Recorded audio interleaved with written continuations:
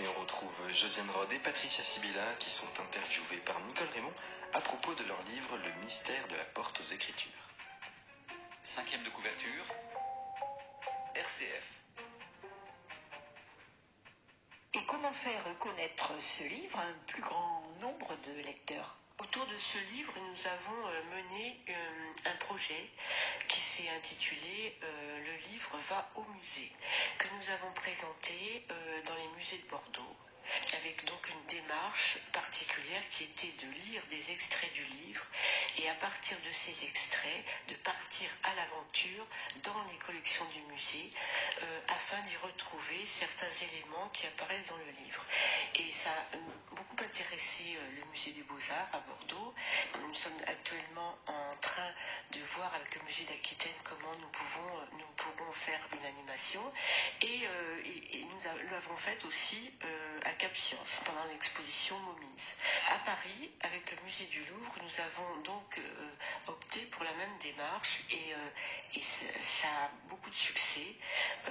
Nous recevons donc des familles avec lesquelles nous partons dans le musée du Louvre dans le département de l'Égypte et nous lisons donc des extraits et les enfants découvrent avec un guide du musée l'histoire de par exemple Amenhotep III, puis l'histoire d'une bague qui se trouve dans le livre et qu'on va rencontrer dans le musée, etc. Vous mêlez les personnages imaginaires et les personnages réels. Vous évoquez en particulier ce prêtre savant, Padi Amenhotep, qui lui a réellement vécu donc vers l'an 630 avant Jésus-Christ. Alors, qui était-il? Il faudrait que vous l'expliquiez à nos auditeurs. Et qu'a-t-on découvert dans sa tombe au XIXe siècle? Je m'adresse à la scientifique, je suppose.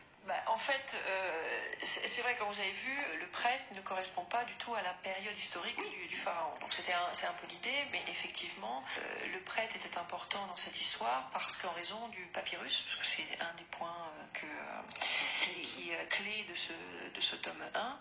C'est inventé l'histoire, mais ce prêtre est réel. Maintenant, j'ai un peu de mal à répondre à la question parce que on a lié ce papyrus qui n'a jamais existé. Mais voilà, l'idée de ce prêtre, c'était qu'il puisse transmettre des informations, la même chose que les portes, qui sont l'ouverture à la connaissance. Et c'était le prêtre qui, lui, détient la connaissance et qui est quelque part l'élément clé de l'ensemble du roman, puisque c'est le premier à véritablement remettre un des éléments aux enfants.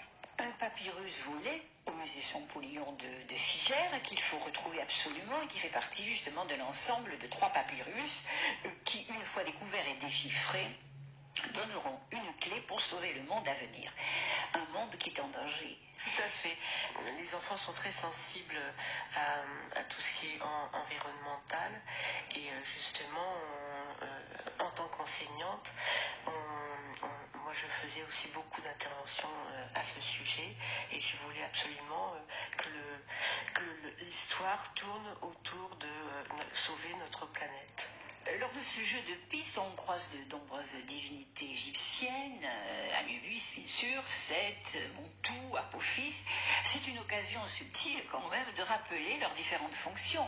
Ah oui, là, une fois de plus, c'est vrai que beaucoup d'enfants, surtout les enfants de 6e, connaissent un peu de nom toutes ces divinités, mais n'ont aucune idée à qui ils appartiennent.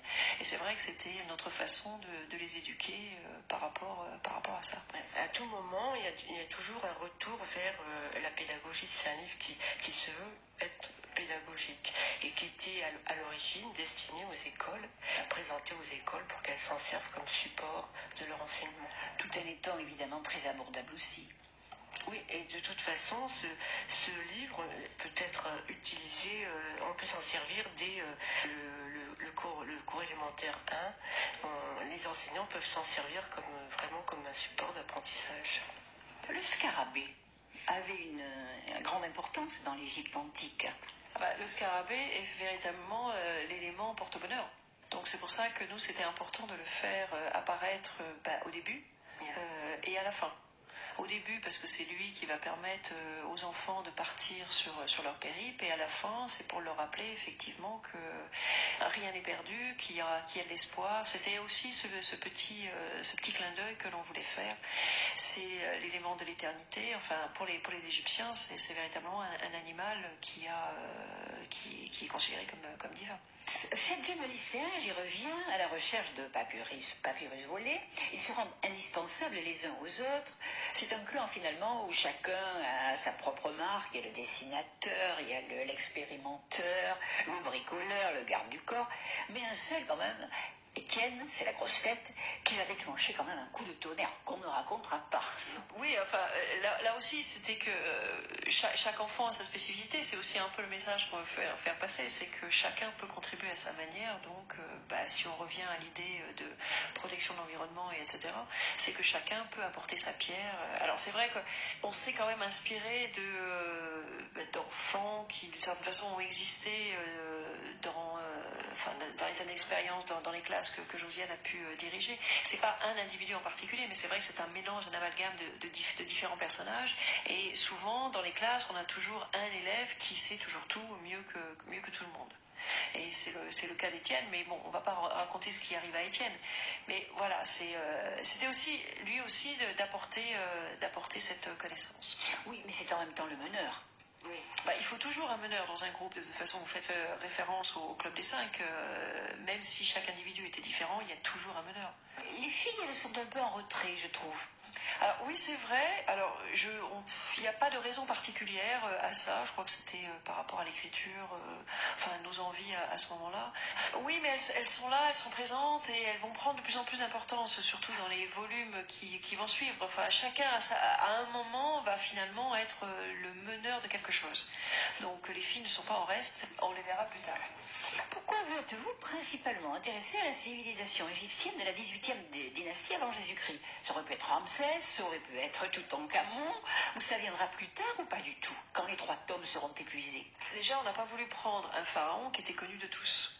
C'était prendre un pharaon qui avait régné sur une période relativement prospère, qui n'a pas été un côté très négatif et très destructeur. Donc voilà, le choix s'est porté. Alors, dans mes études, c'est vrai que je me suis beaucoup intéressée à l'égyptologie, et c'est une période qui, moi, m'a intéressée, cette dynastie-là en tout cas. Voilà, ça aurait pu. Il n'y a pas de raison vraiment première.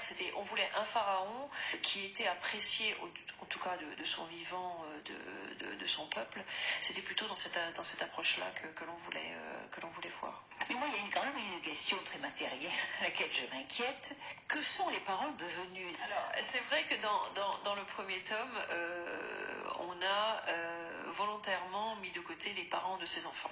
Mais dans le tome 2, effectivement, on présente les enfants différemment. C'est-à-dire que maintenant, les personnages sont connus, et on a décidé pour le volume 2, effectivement, de présenter un peu leur vie. Donc les parents vont être... on va en parler, on va parler des frères et sœurs, on va parler des souvenirs que les enfants peuvent avoir. Voilà, on a fait évoluer nos personnages.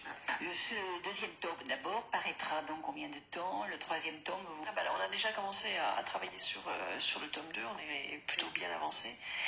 Idéalement, ce serait, alors avant l'été, d'un point de vue stratégique, c'est peut-être pas très intéressant, mais on envisageait septembre-octobre pour la sortie du tome 2, et peut-être un an et demi plus tard pour le tome 3.